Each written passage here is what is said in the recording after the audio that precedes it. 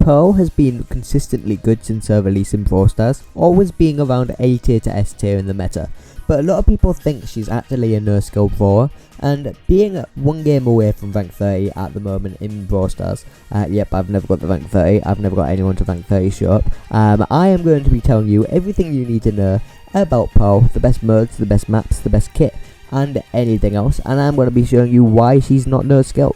So let's get straight into it. We're going to immediately just start out with her kit because it's pretty simple what everything's good for her from the start. And we're going to go into the gadget. The gadget is obvious which one's better. The first one spews hot cookies because they're not hot already apparently, that do burning damage. And the other gadget heals your allies in the way of the attack. That's similar to Byron, but a lot of the time you're not going to be playing Pearl like that, so the first gadget is just obviously a lot better. And for the star powers, the first star power actually keeps 50% of your heat when using your super, and the second one lets you have a bit of a shield when you have a certain level of heat. And again, the first one's just much better because having the heat not go away as much is very essential, and I'll be going through why. Also, having a shield above 80%, you're not going to be over 80% much because that's kind of being stupid with Pearl. But yeah, Pearl's best modes include Brawl Ball, Knockout, and Wipeout because she can play very tactically, especially in Knockout, saving her heat. And then when she gets it quite high, she can ambush the enemies and basically just delete them. But we're going to go into the best tips and the best things to do. So at the start of a game, whether it's Brawl or Knockout or whatever mode, don't immediately rush. A lot of brawlers would just go straight in, like if you're just playing Shelly or something. Well, it might be a bit more tactical with Shelly, but like a lot of the time you might just go straight in. But with Pearl, you're going to have to wait 5 to 10 seconds to build up your heat bar. You don't want to go in straight away because you'll be doing little damage. And if you get it up, you can potentially get your gadget and just shred someone, because the gadget paired with high heat basically just deletes anyone. That gadget is going to be your best friend, which is why for gears, I never mentioned gears. The gadget gear is a very solid choice. I personally went with health and damage though, because it's good to have the health just go up faster when you're like in the middle of like using your heat and not using your heat. But as your health goes up, as your heat goes up, you want to just play a bit more aggro. Don't let it build all the way to 100%. That's kind of a big thing. A lot of people will just let it sit at 100%. One, you're not getting the most value out of it because it could go down a bit if you use an attack, but then you can keep it like consistently going up, you know.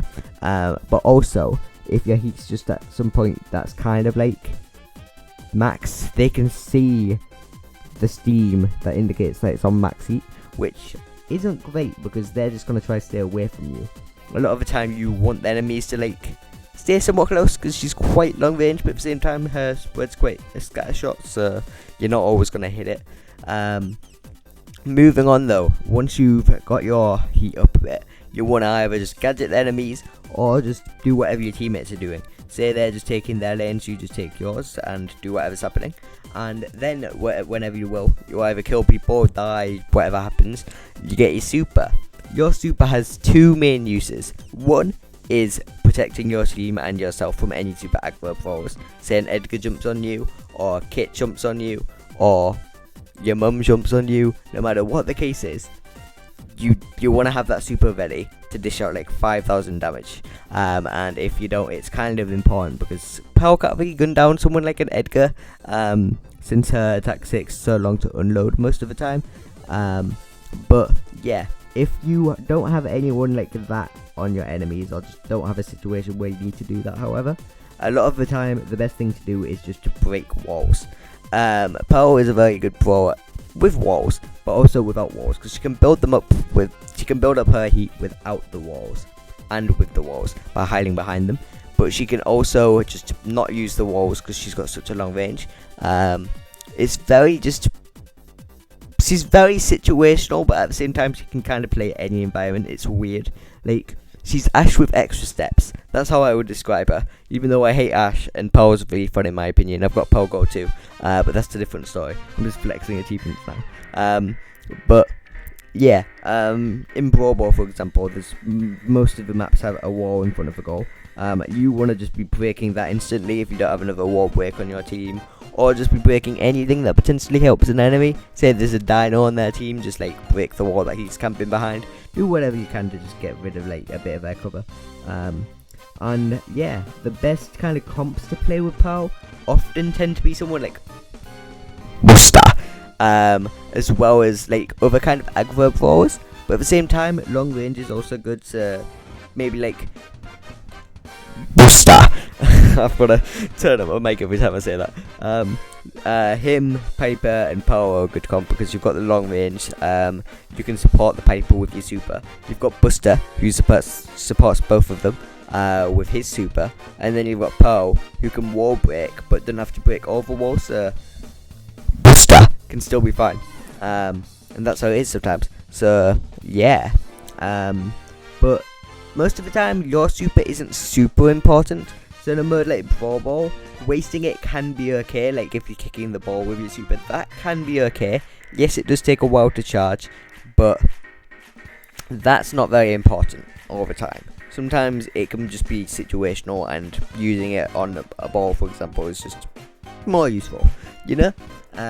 So TLDR, in case too long didn't watch TLDW, play very smart, use our heat well, so don't just spam shots when you get no heat. Using your ammo is also very important, so if you've got free ammo and like no heat, don't just waste your ammo, like wait for it to build up a bit. Maintain your heat, make sure it's always at some decent level, like keep it somewhat above the top half if you can, so always keep an ammo or two on you, but don't just not use your ammo when you can. Make sure to use Pearl in modes like Brawl Ball or Knockout or Wipeout.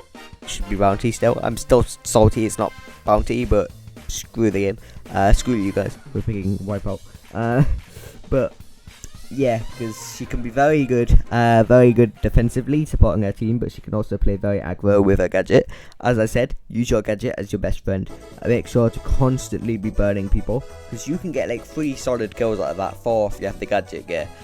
So it's very, very useful. And make sure to just play safe with your health as well. Pearl is a tank, but at the same time she's like very thick, she takes a lot of damage. So if you don't use her health well, you're going to be dying a lot, like I do anyway. But yeah, if you're keeping track of that, you'll be all good. But with that said, I hope this helped. I try to be helpful with my videos, otherwise I won't be posting them, you know. But yeah, I've got to say one more thing before I go.